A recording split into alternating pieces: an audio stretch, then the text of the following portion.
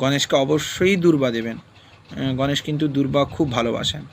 আর আরেকটি জিনিস যেটি করতে হবে সেটি হচ্ছে গণেশকে অবশ্যই রক্তপুষ্প, রক্তচন্দন, রক্তবস্ত্র ইত্যাদি দান করতে হবে। কারণ শাস্ত্র বলেছেন যে রক্ত শক্তার্ক বিঘ্নেষু।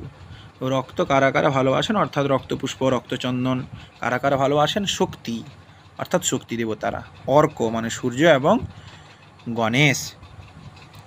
রক্ত শক্তার্ক বিঘ্নেষু, বিঘ্নেষু মানে গণেশ, অর্থাৎ গণেশকে অবশ্যই এইভাবে পুজো করুন। চতুর্থীর দিন অবশ্যই পুজো করুন।